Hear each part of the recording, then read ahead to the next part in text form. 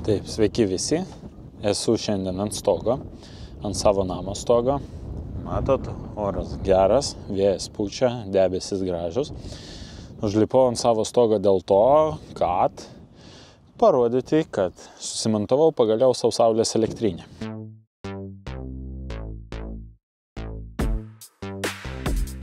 Saulės elektrinė sumontuota.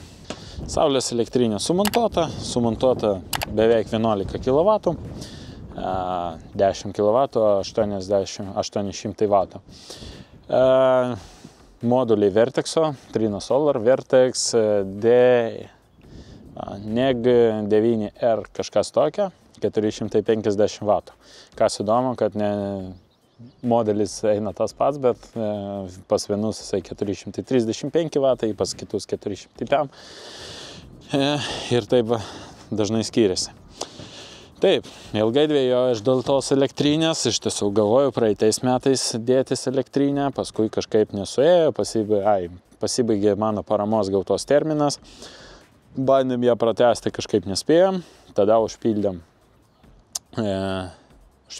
iš naujo paramą, kada buvo čia pildymas sausio mėnesį ar vasario, mums jie vėl patvirtino. Galvojam, dėti, nedėti, iš tiesų nusprendėm, kad taip tikrai dėsim, to labiau, kad kainos pasidarė daug draugiškesnės ir už elektrą tikrai mokam nemažai. Nu ir plus, kadangi aš modernizuoju savo namą, tobulinu savo namą, noriu čia viską padaryti, ko išmaniau, tai energijos ištekliai ir energijos tas suvartojimas ir dengimas irgi yra kaip ir išmanių namų dalis. Sveiki! Turiu Jums šiandien tokią įdomią vieną istoriją. Trumpą, neilgą istoriją, reiškia, padarėm objektą, surinkom skydą, kaip ir visus savo elektros skydos sumontavom įtampos kontrolės rėlę.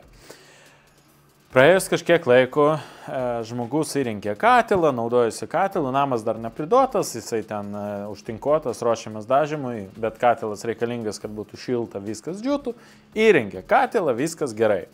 Praeina kažkiek laiko, atsiunčia štai tokį video ir sako, Manfredai, tavo įtampos kontrolės relė neveikia, kažko jinai atsijunginėja ir sako, kaip ją apeiti arba atjungti arba perjungti taip, kad galėčiau naudotis elektrą. Sakau, palauk, įtampos kontrolės relės paskirtis ir yra atjungti elektrą, kai kažkas nutinka, kai tinkle kažkokia netvarka, kai kažkur yra linijinė įtampa. Sakau, čia reikia aiškintis. Atvažiavom į objektą, pamatavom įtampas ir taip ir gavosi, kad ant vienos fazės įtampa buvo 150 voltų, o ant kitos fazės, tiksliau tarp fazės ir nulio, buvo 320. Tai jeigu tai pas mus 360 voltų tarp fazių, o čia tarp fazės ir nulio 320. Nu, aišku, kad yra kažkas netvarkingas su elektros tinklo. Pradėjom ieškoti. Reiškia, prie namo stovėjo tokia nelaikina dėžutė, bet tokia paskirstama dėžutė, iš kurios buvo užmaitintas namas ir užmaitinta saulės elektrinė. Atėjome tą dėžutę, pamatavom ten, lygiai taip pat, tarp šitos fazės ir nulio 320 voltų. Nu, einam ieškoti toliau. Ateinam, atidarome su spintą, ten užplombuota, šiaip nesimato, skaitliukas veikia, viskas kaip ir gerai. Nusakom, nu ką, nuimam plombą, nuimam nors stiklą ir pasižiūrim, kas ten. Nuimam plombą, o ten, volia, štai toks vaizdas. Ir atrodytų, nauja spinta, naujai pastatyta spinta, naujai įrengta instaliacija ir toks dalykas, nudegė nulis. O kai nudega nulis, kaip ir mūsų atveju, ant vienos fazės gaunasi žemesnė, gali būti įtampa, ant kitos auga labai didelė. Viskas priklauso nuo apkrovų. Ir kas laimingiausias šitoj istorijoje, kad mes sutvarkėme nulį, įjungėm viską, viskas veikia ir įranga liko gyva. Ypatingai mes pergyvenom dėl katilo, bet katilas liko gyvas ir katilu galima naudotis. Šitoj situacijai realiai mes išvengėm katilo sudegimo tik dėl to, kad pas mus skyde buvo sumontuotas įtampos kontrolės rėlis. Ir mes savo projektuose dažniausiai dabar naudojam tokius Zuber įtampos kontrolės rėlės. Šita įtampos kontrolės rėlė yra vienfazė, bet trifazėse tinkluose mes dedam Tai va 3 įtampos kontrolės rėlės. Kas mums leidžia? Matyti, stebėti visas fazės atskirai, nustatyti atjungimo viršutinę ir apatinę ribą, taip pat su vienfazėm, kas nėra trifazė Zubaru įtampos kontrolės rėlėje ir kitose įtampos kontrolės rėlėse, mes galim apriboti srovę. Tai reiškia, jeigu pas mus namui suteikta ten 25 amperai, ne, čia 14 kW, tai mes ant vienfazės įtampos kontrolės rėlės galim apriboti srovę iki 25 amperų. Ir tokiu atveju, jeigu pas mus nutiko viršsrovis ar užkilo per daug srovė, tarkim, nežinau, įjungiat kažką galingo, tai atsijungs įtampos kontrolės rėlėje, jinai atjungs įtampą, bet neleis išmušti jūsų įvadinio automato arba automato, kuris stovi jūsų spintoje. Taip pat dingus viena iš fazių, trifazė įtampos kontrolės rėlė atjungia visas fazės kitas irgi, nes tarp fazių skirtumas, jinai aptinka kaip avarija ir atjungia. Su 3 vienfazėm toks daiktas jau atsimeta, nes kiekviena fazė, kiekviena įtampos kontrolės rėlė veikia kaip atskiras įrenginys. Taip pat, jeigu jinai sugestų, tai viena iš 3, o ne visos 3 iš karto. Va. Visas įtampos rėlės ir kitus mūsų siūlomus produktus jūs visą laiką galite įsigyti mūsų internetinėje parduotuvėje, nuorodą į kurią paliksiu šito video aprašyme. Viskas pas mūsų montuota vakariniai pusiai. Jeigu taip žiūrėsim, saulė kažkur pas mane už nugaros. Saulė taip, jinai va eina taip, ir sėdasi kažkur ten. Ir čia iš tiesų labai neblogai gaunasi, nes pas mane stogas nukreiptas į vakarus ir rytus. Iš pradžių galvojau pusę sudėti į rytus, pusę į vakarus, bet kažkaip pasižiūrėjau, kad vakarinė pusė kažkaip būna apšviesta jau nuo turbūt 9 ryto, jau pagal statistiką galima matyti, kad nuo 9 generuojama yra elektra, o rytinė pusė kažkaip jau po pietų jinai tampa neapšviesta, nors vakarinė tai apšviesta pilnai. Ir kas dar labai gerai, kad arčiau į vakarą elektrinė dar vis generuoja, o jau pietinė pusė, va, tarkim, yra ten namai, kur stogas nukreiptas į pietus, jinai pilnai šešėlė. Tai reiškia, jau kai saulė yra ten kažkur, tai pietinė pusė negeneruoja, o vakarinė generuoja. Tai, pasižiūrėsim, su laiku bus matyti, ar čia viskas gerai ar nelabai gerai, bet kol kas, kiek matau, viskas ok. Taip, pats stogas pas mus klasikinė skarda, jinai tokia klik sistema susijungia. Ir mūsų laikikliai tokie, kur užsimauna ant briaunos, susisuka, prisispaudžia ir iš tiesų labai tvirtai laikosi. Mums reikėjo iš tiesų persukti paskui kelis laikiklius, tai buvo visai problematiškai juos atsukti ir persukti, tai laikosi iš tiesų labai gerai. Ir kas man prideda dar ramybės, kad man nereikėjo gręžti stogą. Taip, dar kitas dalykas, su kuo susidūrėm, čia gal kai prieisim prie inverterio dar viską papasakosiu išsamiau, bet susidūrėm su to, kad sujungus 24 modulius į vieną kontūrą nepasileido inverteris, nes įtampa ant inverteriaus atėjimas nuo stogo iki inverteriaus įtampa buvo per didelė ir inverteris pradėjo mesti klaidą. Tai čia tiems, kas klausia, kam dvi grupės, ta prasme, 4 laidus, kam vesti ant stogą, tai tokiu atveju aš pasidalinau tas įtampas. Pas mane dabar liko, reiškia, 16 modulių kaba ant vienos linijos ir 8 moduliai kaba ant kitos linijos. Ir galbūt ateityje, jeigu aš norėsiu dajungti dar kelis modulius, nes iš vienos pusės stogo liko vietos ir jinai ten specialiai taip ir palikta, kad jeigu viskas bus gerai, jeigu man pateiks, jeigu aš matysiu rezultatą ir kad viskas super, tai aš dadėsiu dar modulių. Tai, kad juos dadėti, pas mane yra atsarginė dar ta linija, ant kurios netaip daug kaba dabar tų modulių ir galėsiu kokius dar 8 modulius drąsiai prijungti. Taip pat galėsiu prijungti modulius galbūt ir rytinę pusę, jeigu bus toks noras. Tai va, tai reikėjo padalinti, tai iš karto, jeigu jungiat, jeigu montuojat saulės elektrinę, tai geriausia iš karto sudėti, paskirstyti tas apkrovas. Geriausia, kad jos būtų tolygiai paskirstytos, nes pas mane dabar gaunasi trečdalis ant vienos ir 2/3 ant kitos linijos. Nelabai gerai, bet kaip ir minėjau, paskui tas išsilygins. Pačių kabelių sujungimo, tai pas mane toksai stogas susijungia taip. Ir tas labai yra gerai, nes aš čia tokį perėjimą padariau, kur jo nesimato, jį dar reikės prisukti, bet čia prisuksim, kai darysim pakalimą, nes pakalimo, kaip mato, dar nėra. Ir ten šitas laidas išeina iš kitos pusės tiesiai į pakalimą.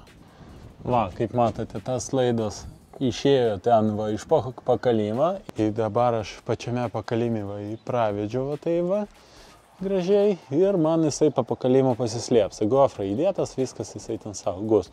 Vienintelis dalykas, kad kai gręžiausi, truputį kampą, bet ir nebuvo galimybės didesnį kampą paimti ir išėjau truputį žemiau pakalimo. Labai norėjusi aukščiau pakalimo išėjti, bet gavosi žemiau. Tai ten kokie 5 cm išlindę bus, tai gal nieko baisaus, kaip nors pergyvens. Va. Laidai, kaip pas tikrą elektriką, dar nesutvirtinti, neturėjau laikiklių, bet turėjau pravesti laidą, tai aš pravedžiau, dabar su laikikliai sutvirtinsiu. Šitas išeina ten iš lubų, nusileidžia, čia pasijungia. Taip, dabar dėl inverteriaus pajungimo. Ką mes čia turim? Mes čia turim 400 V pajungimą, tai iš tiesų paprasta fiškė, labai intuityviai viskas pasijungia. 3 fazės, žeminimas 0. Čia pajungtas žeminimas pačios elektrinės, jinai žeminta. Šitas daiktas pagauna Wi-Fi, eina komplektą, pagauna Wi-Fi ir gali streaminti ten duomenys į cloudą, kur galit matyti, kiek pas jūs generuoja šiuo metu saulės elektrinė. Dabar, kaip matote, pas mane pajungtas vienas stringas, tai realiai pas mane dabar pajungta 6 kW. Taip, reikės dabar dar dajungti šitos. Tai jų iš tiesų nesu pajungęs dėl to, kad kol pridavinėjo elektrinę, kol visas dokumentų sutartis ten, kol buvo priduota, nenorėjau, kad generuotų per daug, nes vis tiek įjungiau generaciją, kad padengtų mano čia sąnaudas, nes kondicionieriai veikia, boileris veikia, kiti įrenginiai veikia, tai savo sąnaudas norėjau padengti. Dabar jau viskas priduota, viskas leista generuoti, tai galima pajungti ir šitą. Čia su to pajungimu, matot, yra MPPT1, MPPT1 ir MPPT2, MPPT2. Tai realiai čia dar galima pajungti. Tai va, ir yra PV1+, PV2+, PV1-, PV2-. Tai čia pasijungia pliusas ir minusas. Ir yra svarbu, labai svarbu iš karto numatyti, kur pas jūs pliusas, kur pas jūs minusas ir sudėti teisingas fiškutės. Čia yra pliusinė, čia yra minusinė, bet jos kaip ir universalios, nes ant pačio inverterio pliusinė jau tokia, o minusinė tokia. Čia papka ir mamka vadinama. Tai va, tai svarbu yra sužymėti teisingai, užprisuoti teisingas fiškutės ant savo vietų ir nesumaišyti pliusų su minusą. Kad žinoti, kur pas jūs pliusas, kur pas jūs minusas, nes net pagal reikalavimą, jūs galite naudoti tik juodus laidus. Čia aš naudojau raudoną ir juodą ir matau, kur pliusas, kur minusas. Ir taip pozicionuoju pas savitą. Bet tai yra daug kas nevargsta, tiesiog turi vieną juodą laidą, daug metrų ir tik su jo ir dirba. Ir pagal reikalavimą tas yra leistina. Tai kai jūs jungiat, jums reikia atsekti, kur pliusas, kur minusas. Tai tas padaroma labai paprastai. Tai kad nustatyti, kur pas jūs pliusas, kur minusas, jums reikia arba įtampos indikatorių, kuris turi funkciją nuolatinės srovės matavimo. Šitas turi, bet ne visi turi. Arba jums reikalingas paprastas multimetras. Tai žiūrėkit, pas mus yra raudonas ir ant jo pažymėta, kad čia pliusas. Ir čia yra juodas ir jisai pažymėtas, kad čia minusas. Jeigu mes dabar prijungiam pliusą prie pliusą, minusą prie minuso, tai vat matom, kad čia yra įtampa įtampa yra 400 voltų ir mums rodo, kad tai pliusas. Rodo čia, šviečia pliusas. Jeigu mes prijungsime atvirkščiai, pliusą prie minusą, minusą prie pliusą, tai šitoj vietoj mums pradeda rodyti, kad čia yra minusas. Viskas labai paprastai parodoma. Jeigu jūs matotumėt su įtampos, su multimetru, tai su multimetru situacija truputį kitokia, bet stipriai jinai nesiskiria. Bet jeigu jūs matuosite su multimetru, tai su multimetru lygiai taip pat pas jūs turi būti į teisingus ten multimetrė pačiame, į teisingus portus prijungti jūsų tie matavimo gnybtai. Raudonas bus pliusas, juodas bus minusas, jie prijungti. Ir kai jūs matuojat, jeigu jūs pataikėt pliusų į pliusų, minusą į minusą, jums rodės ten 400 voltų, tarkim, nuolatinės srovės. O jeigu jūs pataikysit pliusų į minusą, o minusų į pliusą, reiškia sumaišyta ir jums ta reikšmė rodys su minusu. Tai taip jūs galite lengvai atsekti, kur pas jūs pliusas, kur pas jūs minusas. Pas mane, kadangi buvo sužymėta, aš iškart žinojau, kur pas mane bus pliusas, kur bus minusas, fiškės užpresavau iš karto. Ir čia va tas dalykas, kad jums reikia iš pradžių išsiaiškinti, kur pas jūs pliusas, kur pas jūs minusas. Beje, kas montuoja saulės elektrinę ir naudoja tik juodus kabelius, parašykite komentaruose, kaip jūs tą padarote. Bet mes, reiškia, aš žinojau, supresavau jau taip, kaip tiesiog dabar patikrinau, ar nesuklydau. Bet jeigu jūs, tarkim, pamatavot, fiškės dar neuždėtas ir jums reikia uždėti fiškės, tai čia atsiranda tokia problemytė, kad kai pas jūs pajungtas saulės moduliai, jiem tai iš tiesų vienodai, jie jau generuoja. Jie jau čia atveda tą įtampą, jau įtampa yra ant šitų laidų. Ir jeigu jūs taip montuosit tas fiškės prisuosit, jūs gali nukratyti elektrą. Todėl, nežinau, tą gal daryti reikia naktį, arba tada lipti atgal į stogą, patikrinti, lipti į stogą, atjungti, užpresuoti, pajungti, tada eiti pajungti ten. Va. Tai parašykite komentaruose, kaip jūs tą padarote. Tai va, dabar, kai mes žinome, kur pas mus pliusas, kur pas mus minusas, mes galime atjungti šitą rubilniką. Jisai atjungia mūsų DC pusę, nes čia net visur užrašyta dideliam raidėm, kad negalima jungti ir išjungti po apkrovą. Nes jungsit arba išjungsit po apkrovą, gali atsirasti elektros lankas arba kibirkščiavimas ir tas nėra labai gerai. Todėl mes atjungiam DC pusę, galima aišku atjungti ir AC, bet nelabai mums to reikia ir tiesiog įstatom vieną fiškę, statom antrą fiškę. Viskas įsistatė. Galime įjungti DC pusę atgal. Dabar dėl pačio inverterio. Kodėl pasirinkau Sungrow? Kaip matėt, Sungrow inverteris, jį pasirinkau iš tiesų, nes tuo momentu, kai pirkau savo inverterį, ant jo buvo dar nuolaida pastekė ir gavosi labai gera patraukli kaina. Tai buvo klaida, kaip visada. Nes, kiek žinot, modernizuoju savo namą, įsirengiau savo Home Assistant ir Sungrow'as neturi tiesioginės integracijos į Home Assistant. Tas yra labai liūdna. Aišku, ten kitais visokiais būdais tą galima integruoti, bet daugiau reikia pasižaisti.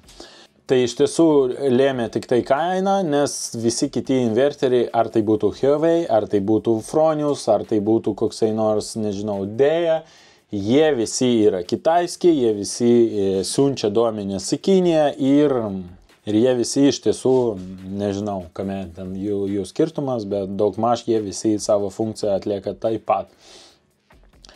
Va, dėl pačio inverterio šito jokių papildomų nustatymų kaip ir nereikia daryti, tiesiog prisijungiat prie cloudo, pasirinkat regioną, Lietuvos regioną nėra, bet pasirinkat kitas regionas 50 Hz, pas mus 50 Hz tinklas. Ir jisai visus tos nustatymus sukonfigūruoja pats. Beje, šito Sungrow net visa paleidimo instrukcija ir visa kita yra Igničio puslapyje lietuvių kalba, pilnai tam viskas gerai aprašyta, tai vėlgi kaip ir patvirtintas šitas inverteris igničio. Va, tą paleidžiat, paspaudžiat, įjungiat ir pas jūs pradeda generuoti jūsų elektrą. Pastatot automatą ir generuojate elektrą, naudojatės saulės energiją. Tai kągi, štai tiek žinių. Prenumeruokite mūsų kanalą, dėkite savo laikus, rašykite komentarus, parašykite būtinai, kaip jūs atsekat pliusą, minusą ir kaip paskui užpresuojat fiškutės. Ir susitiksime sekančiame video.